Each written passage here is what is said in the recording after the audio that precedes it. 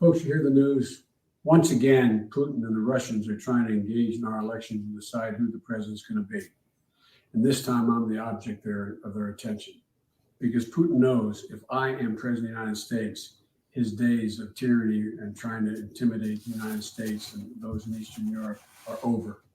I'm going to stand up to him. He's a bully, just like the president. And I know he doesn't want me to be president, but to tell you what, when I'm president, things are going to change.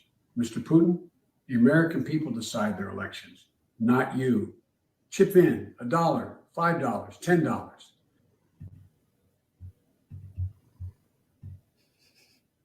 Hello, everybody. This is Discord Chaos Agent Soar 11. And boy, was that a video or what? Joe Biden. I actually made an anonymous donation after I watched this video. Oh, by the way, shout out to Black Cat. Hello, Black Cat. Good morning. But I ended up giving a donation because of this video. Why? Because I could give it anonymously in rubles, and I thought it would blow everybody's mind. Does Joe Biden really think Putin worries about him becoming president? Like, oh boy, if Joe Biden's president, I wonder what will happen. Maybe he'll take Amtrak to Russia. Then he'll ramble on for hours about a phonograph record player. Whatever will I do? Black Cat gets it. This is weird. Nothing to worry about. But the reason I'm here today is because perhaps you're wondering, who gave Joe Biden this idea? Who is responsible for this video? Me. I work for Joe Biden campaign. I do not have resume. I do not fill out job application. I showed up to office with only ice cream cone and lock of lady's hair. It actually wasn't even lady's hair, it was my hair, but I told them it was from lady. They immediately took me straight to Joe Biden, who said, "You get me, bro," and hired me on the spot. So I wrote this ridiculous video. Vladimir Putin never needs to buy property in the US because he lives rent-free in Joe Biden's head. I wrote this video. They all took me seriously. They even let me direct video. I was like, hey, Joe, point your finger really awkwardly at a weird time so that nobody with half a brain takes you seriously. And he did it. We had to do multiple takes, but only because I was pissing myself with laughter throughout the entire thing. Nobody realized why. It was incredible. Afterwards, Joe was like, how'd I do, Chaos Agent 11? And I said, you did wonderful, Joe. President, my boss, would be very proud of you. So now you know. Chaos Zone. Now back to your regularly scheduled program shortly after host fixes his hair up.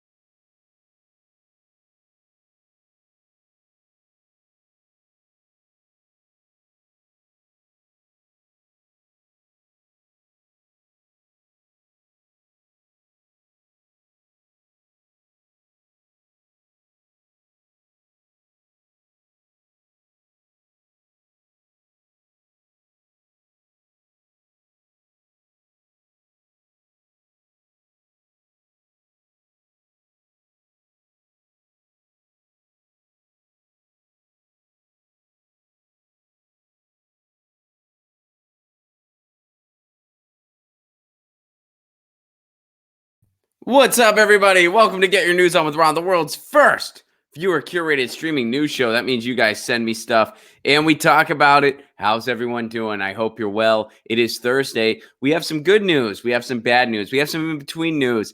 It's a Thursday. So this is breaking. This just happened very shortly. Let me go ahead and pull it up for you because this is some interesting stuff. The House passed something that actually is kind of cool. We'll see what happens with it. But this is actually some good news. Let's go ahead and add it to the stream. What's up, Lucy? Lucy's been really active today. So the House unanimously passes a bipartisan bill outlawing animal cruelty. Now, some of you guys responded to this on the Twitter, and you said something that I kind of thought too. Animal cruelty is already not a thing people are allowed to do, right? Like we already decided, hey, that's not. But here's the details. Let's look into this. House unanimously passes bipartisan bill outlawing animal cruelty. The PACT Act would outlaw the intentional crushing, burning, drowning, or other violence causing serious bodily harm to animals. The House of Representatives unanimously passed a bipartisan bill on Tuesday that would make the abuse and torture of animals a federal crime. The Senate will now need to pass its own version of the bill. It has yet to schedule a vote. Animal welfare advocates urge lawmakers to approve the Preventing Animal Cruelty and Torture Act without delay.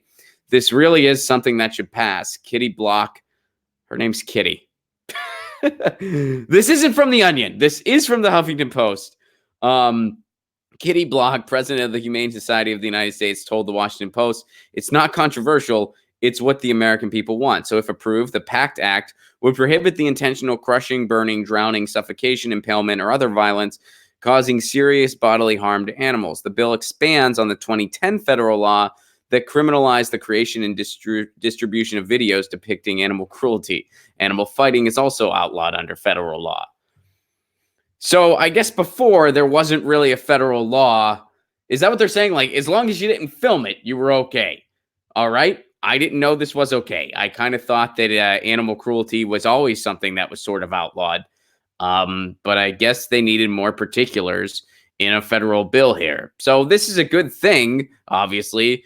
Kind of disturbing that this isn't something we already had. Also, mildly disturbing if there's any debate on this whatsoever. I mean, there's a little bit of just like, okay, this is the one thing we can go. You can't torture an animal. All right, we're both on board there. It's kind of the Democrats are against it. Some of them have pets. The Republicans are against it because there's really not much money making to be had in this, and some of them have pets too. Some of them even put them in a roof rack to go on vacation. You know, we've come together that animal cruelty, bad thing. All right, let's go back. This is what it outlaws. All right, hold up. Where did it go? Okay. Crushing, burning, drowning, suffocation, impalement, or other violence causing serious bodily injury. I'm assuming that includes death too, to animals. I'm hoping that Republicans and Democrats can come together on this one. I'm really hoping that the Senate, even Mitch McConnell, who is, by the way, part turtle himself, so he should have a soft spot for the animal kingdom, and go ahead and pass this thing. I don't need these, I don't think. I don't think there's another video today. But, all right, so we'll see what happens in the Senate. It'd be pretty amazing if they couldn't even get something like this going. I'm pretty sure Trump would sign this. Like, even Trump, I don't know if Trump has a pet or not. I don't know if he doesn't really have compassion for people. And I'm not even trying to be funny. I'm just being objective here. Like, I'm pretty sure he doesn't. So I'd imagine he doesn't have compassion for animals either. But I'm sure Ivanka or somebody would be like, look, if it's not fur that I'm wearing, you shouldn't be able to. And he'd be like, okay. And he'd sign it. So hopefully this passes, because I guess apparently as long as you didn't film torturing an animal, you could do it without federal consequence, I guess. I guess that's the moral of the story here. So hopefully this goes through. This is a breaking thing. Just happened. The U.S. House has voted to crack down on some of the most malicious acts of animal cruelty. That's another thing that was tweeted out here. It's kind of a sad day when we're patting our government on the back for this one. Like, hey, Republicans and Democrats came together, said you cannot torture an animal. You can't do it. They decided you can't do that. I know it might be hella obvious to some, but this might just work out in the Senate. The Senate might decide with bipartisan support that torturing animals, burning them, impaling them, that's a bad thing. They might decide that. Maybe. Let's cross our fingers that they pass a law to us plebs, protecting us. Or at least having consequences, protecting the animals and protecting pet owners too. For a more humane treatment of animals. That's all right. Way to go. Hopefully this passes. I mean, this should be a no-brainer. I mean, come on. All right, let's go. So let's go on to something else here.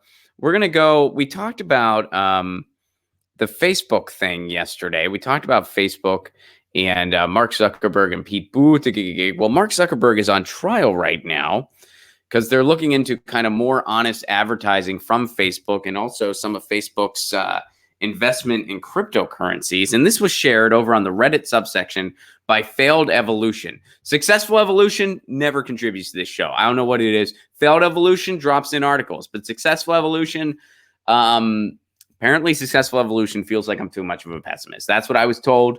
Successful Evolution was like, we're doing fine. I don't see a problem. Ron, you're such a Debbie Downer. I'm like, all right, man, I don't know what to tell you. Successful Evolution, but Failed Evolution, hey, man, I like to get my news on with Ron. Thank you for that, Failed Evolution. I appreciate it. But here's what's going on here. A clear-cut example of a potential conflict of interest. 4 Democrats in Zuckerberg's hearing own Facebook stock. So at the House Financial Services Committee, questioning of Facebook CEO Mark Zuckerberg, this got underway yesterday morning as of the recording of this. It happened Wednesday morning. A number of observers pointed to a new report that shows 4 of the committee's Democratic members own stock in the social media giant. Just one of those crazy things about the U.S. Congress that we all know and love, tweeted Sledge reporter David Moore. Members can hold stock in companies they oversee on their committees. So Democratic reps Joyce Betty of Ohio, Josh Guttheimer of New Jersey, Ed Perlmutter of Colorado, and Dean Phillips of Minnesota. Thank you, Dean Phillips. Shout out to Dean Phillips for having the most reasonable name to pronounce on the spot. Shout out to Dean Phillips. Don't know anything about his politics, but just based on that name and me reading this article, like him for that. All right. I don't know anything about him. Don't email me later and be like, he was actually against the animal cruelty thing or whatever. Like, I'm just his name. Anyway, so they've invested a total of between $126,000 and $365,000. They've had that invested in Facebook. And Facebook's on trial for, hey, what are you going to do about this crypto thing? What are you going to do about honest advertisement? Alexandria Ocasio-Cortez questioned Mark Zuckerberg. So what if I just made a political advertisement? This is what she was asking. I'm sure a lot of you saw that video where she's like, what if I just made a political advertisement and it was just lies? I could just do that. Once again, this goes back to the theme that we've been talking about for a while on this show, where Facebook is being asked, and they have an amount of power they have no business having. They're expected to make decisions that they not only are not equipped to make, but they have no interest in equipping themselves to make. And same goes for Twitter, same goes for all the social media sites, same goes for Google. They are not equipped to make ethical decisions regarding political advertisements. They are not equipped to make ethical decisions regarding free speech laws. They aren't equipped to do it, and they have no interest in equipping themselves. They'd rather hire military psyops people, which is something Twitter did. They'd rather do that than bring in free speech lawyers and free speech professionals into their company. They have no interest in correcting this problem. They have no business having this power in the first place. These companies need to be designated as public utilities so that these issues can be handled in a better manner. But nonetheless, Mark Zuckerberg's on trial for this. And by the way, some of the people there, they have stock in Facebook. Those Democrats have stock in Facebook. So, I mean, I have a feeling for a number of reasons Mark Zuckerberg is going to get favorable treatment anyway. 1, he's a billionaire. 2, he already has his hands in a lot of political machines. So he's going to get favorable treatment anyway. But here you have it right in the open. These Democrats have stock in Facebook. So we'll see what happens with this trial. We'll see what all unfolds here. All right. Thank you for sharing that failed evolution. Successful evolution. Give this show a shot, man. I think at the end of the day, I maintain an amount of hope. I'm not hopeless. I have a little bit of hope left. I really do. I have hope in community. I have hope in neighborly goodness. I have hope in kind of just laughing about it, and feeling a little bit more okay, right? I'll take it. Is that okay? I think we can get on board with that. This is from David. David shares this article here, and this is interesting. So the U.S. military, despite all the money they get, according to this Vice article, could collapse within 20 years due to climate change. This is a report commissioned by the Pentagon, says. Interesting that it was commissioned by the Pentagon. The Pentagon's like, hey, we might be in trouble in 20 years. You better give us more money. We're already getting about 80% of the budget. We need more. Let's up it to like 95, then we'll talk. Just give us unlimited currency. Oh, wait, we basically already have that too. Well, let's throw some more money in it. Where's the money going towards? Certainly not going to the boots on the ground. Certainly not going towards the people that are in the military that have been crushed by economic circumstances, which is what put a lot of them there in the first place. It's going to the military-industrial complex, the people who really run the show. Anyway, I guess they need more money. U.S. military could collapse within 20 years due to climate change. What's going on here? According to a new U.S. Army report, Americans could face a horrifically grim future from climate change involving blackouts, disease, thirst, starvation, and more. That's true. The study found that the U.S. military itself might also collapse. Oh, no. You tell me humanity might collapse. Well, whatever. Say la vie. But the military? No. All right. This could all happen over the next few decades, the report notes. The senior U.S. government officials who wrote the report are from several key agencies, including the Army, Defense Intelligence Agency, and NASA. The study called on the Pentagon to urgently prepare for the possibility that domestic power, water, and food systems might collapse due to the impacts of climate change as we near mid-century. The report was commissioned by General Mark Milley, Trump's new chairman of the Joint Chiefs of Staff, making him the highest-ranking military officer in the country. The report also puts him at odds with Trump, who does not take climate change seriously. The report, titled Implications of Climate Change for the U.S. Army, was launched by the U.S. Army War College in partnership with NASA in May at the Wilson Center in Washington, D.C. Okay, here's a suggestion. Call me an idealist, which I'm sure a lot of people do anyway. We already have this huge infrastructure of military. We spend more on our military than pretty much the next 13 countries combined. Pretty much all of our budget goes towards the military. That's why other countries, in their immigration centers and stuff like that, they have a pie chart indicating where their budget goes. I saw Scotland's, for instance, and they have all these different graphs. Some of it goes towards health spending. Some of it goes towards education. Some of it goes towards, some of it does go towards the military. Some of it goes towards media. Some of it goes towards, you get the idea. We couldn't have that in the United States because the entire pie chart would just be military and then a little sliver, and the little sliver would just say everything else in small print. That's what it would look like if we had something like that in the United States.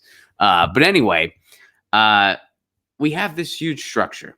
So what if instead of endless war, we just used the military to actually build infrastructure, to actually fix some of the problems here domestically, to actually reinvest in our roads and our bridges, and build solar panels and build windmills and build sustainable farms.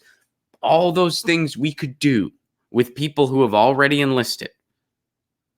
And instead of it being the military for endless war, it could be an organization committed to jobs. It could go into our jobs guarantee.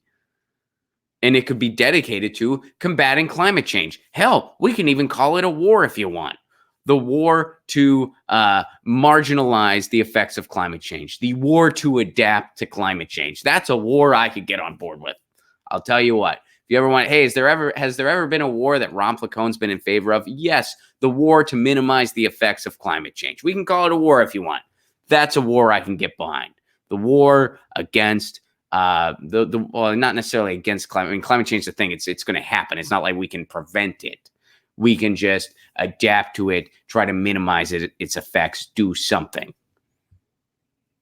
That's a war I could get behind. Why don't we have the military dedicate themselves to that war? Because according to the Army themselves, we're in a whole lot of trouble. Build highways, build bridges, repair our roads, invest in solar panels. Really institute the Green New Deal with the military behind it. When I say that, I don't mean the greening of the military like Liz Warren suggests. We're like, oh, we're going to bomb people more sustainably. That's not what I mean. I mean actually utilizing those resources and those people to do good things for our own country. What if we just did that? We could, by the way. Everything I'm describing, we could do that. We could do all that very easily. We could combat homelessness with this. We could address poverty. We could redistribute food. We can invest in urban farming. We can invest in roads, bridges. By the way, this is why a federal jobs guarantee is a good thing, because all the things I just described going to take people to institute that. And no, robots aren't going to manage it. We don't have to worry about automation in a lot of these, for instances. So why don't we do that? If the military's in trouble here, why don't we do that? That's something we could do. But you know why we don't? Because the people who really run this place wouldn't like that. They wouldn't like that. So let's go over to California now. This is something pretty interesting. I saw this headline and I just had to share it. For California, massive power blackouts could become a new way of life.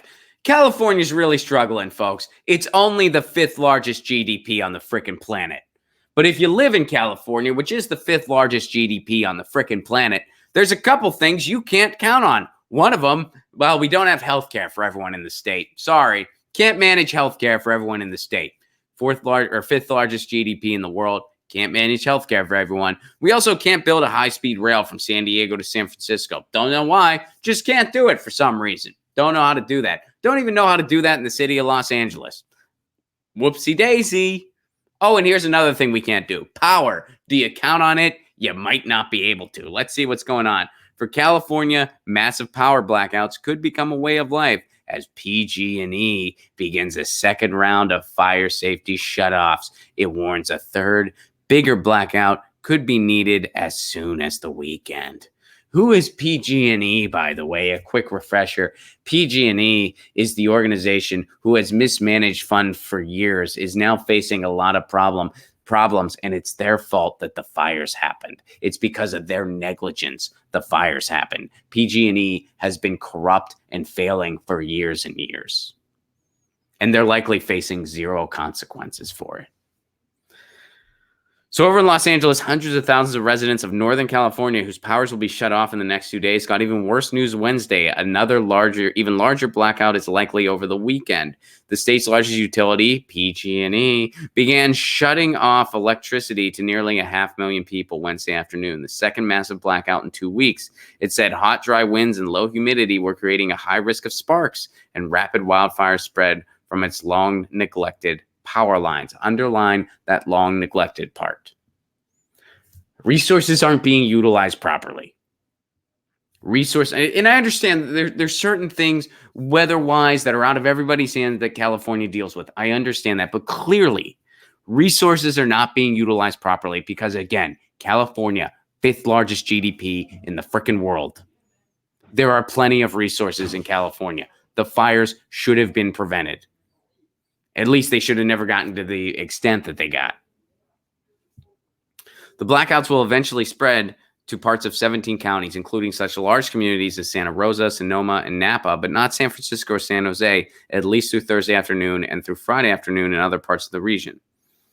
Let's see. In the southern part of the state, Southern California Edison said Wednesday night that it was monitoring more than 300,000 customers for potential power shutoff that could begin Thursday. That's today as of the recording and streaming of this.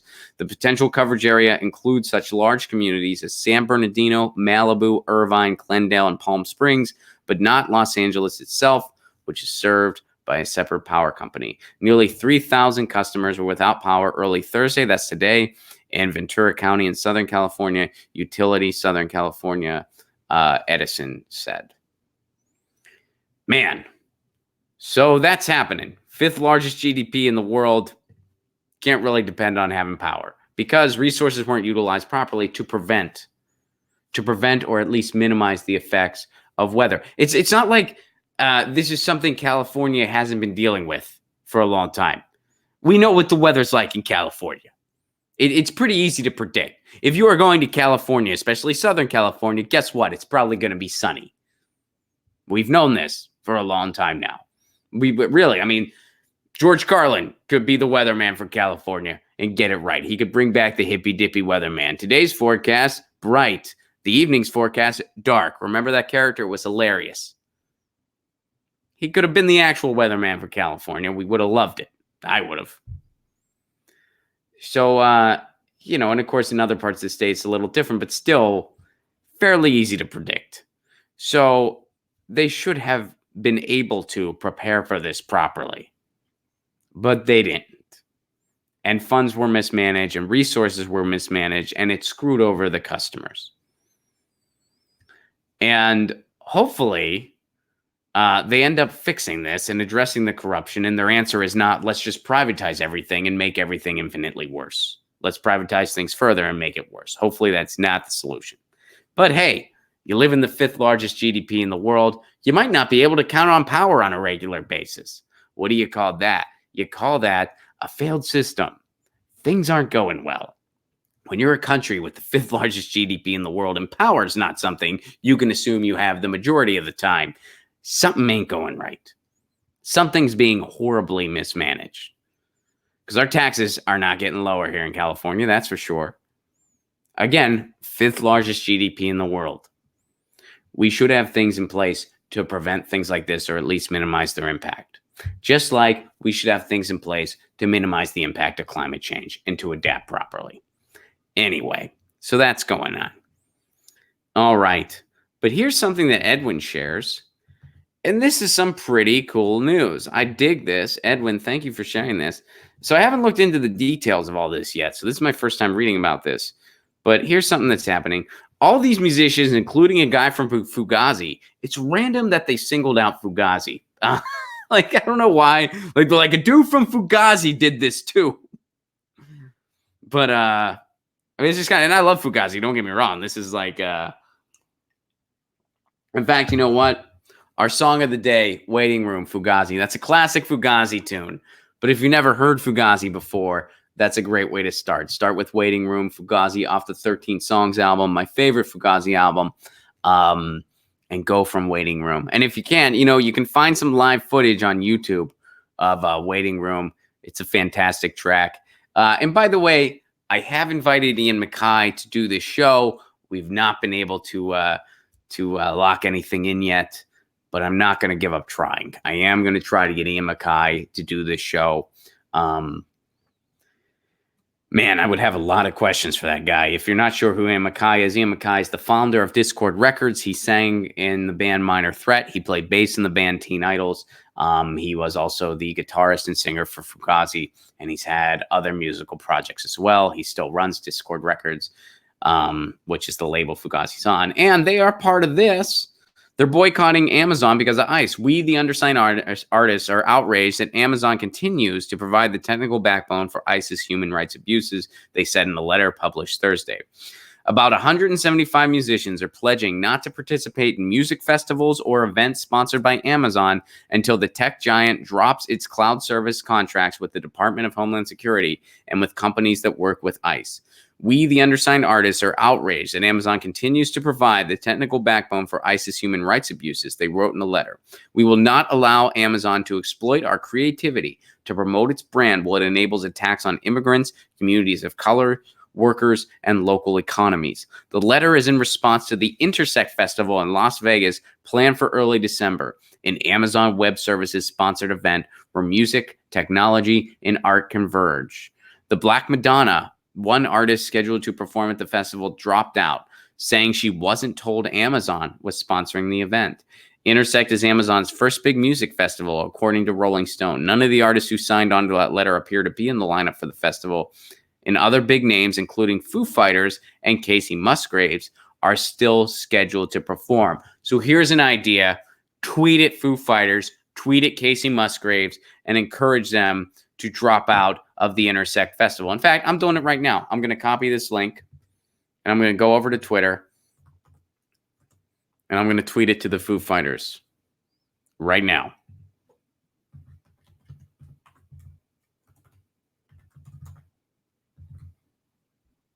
All right. So here we go.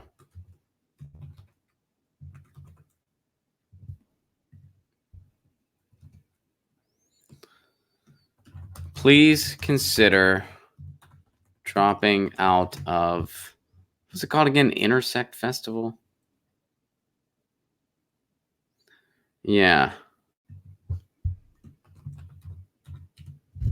Intersect Festival, as other artists have already pledged to do so. More info. Boom. There you go. Just tweeted Foo Fighters. Feel free to like that tweet. Show it some love. I've seen Foo Fighters live before. It's a hell of a show. They put on a hell of a show. I'm a fan of their music, and I hope they make the right judgment call here. All right, so the musicians are calling on Amazon to end its existing contracts with ICE, Customs and Border Protection, and the Office of Refugee Resettlement, the federal agency that runs shelters for unaccompanied migrant children, as well as with the military and law enforcement entities. They're also asking Amazon to stop working with companies that work with ICE and similar agencies, including the data services company Palantir, which immigration advocates have protested over its ties to the Trump administration. This is a cool thing to do. And, you know, if I was one of those artists, what I would do is I would just book a club show in Vegas instead, so that all the people that were excited to see any of the artists, they still get to. They're like, hey, we're still coming to town. We're just not doing anything sponsored by Amazon. We're not doing anything Amazon has anything to do with. We're not doing that festival. We'll still come to town. So if you wanted to see us, fuck that festival. Come see us. Man, what if they started a counter festival? That'd be badass too, on the same day in a different venue in town. Yeah. How do you like that, Jeff Bezos? You can't put on a music festival. Yeah, that'll show you in your billions of dollars. But this is cool. I'm really glad they're doing this. Let's see what else is here. See if there's anything else. After Amazon announced its plan to open a new, this is kind of a refresher here of stuff that has happened. Immigrants' rights advocates have been calling on Amazon and Palantir to end their contracts with federal immigration agencies for over a year to no avail. Protesters with Jews Against ICE occupied an Amazon bookstore in Manhattan in August. That same month, workers at Whole Foods, which Amazon owns, released a statement decrying the company's work with Palantir and ICE. After Amazon announced its plan to open a new office in the Long Island City neighborhood of Queens in late 2018, activists called on the city and the state to kill the deal, partly because of the company's ICE contracts. Amazon eventually scrapped its plan to open an office in Queens, but the company hasn't stopped working with Palantir or the federal government. Amazon scrapped its plan because the city said, get out of here, we don't want you, and we're not going to give you everything you want. So Amazon, as they're known for in a typical pouting fashion, took their ball and went home. Because that's what Amazon does. They say, hey, we want to exploit you for everything you're worth. And if a city pushes back a little bit, they take their ball and go home. That's what they did with New York. That's what they threatened to do with Seattle. And that's what they'll do anywhere they go. Oh, and by the way, that whole they're looking for a second location, that was all a scam. They knew exactly where they were going to go in the first place. New York City, right next to the Pentagon. That's what they had planned. They weren't actually scouting cities. What they did do was they got about $1 billion worth of data information from cities all across the country that they can do whatever they want with. It was a plot from a villain in a comic book. That's exactly what it was. And they got away with it. They got away with it. So it's awesome. It's still so weird. Like they singled out a dude from Fugazi. I mean, it's cool.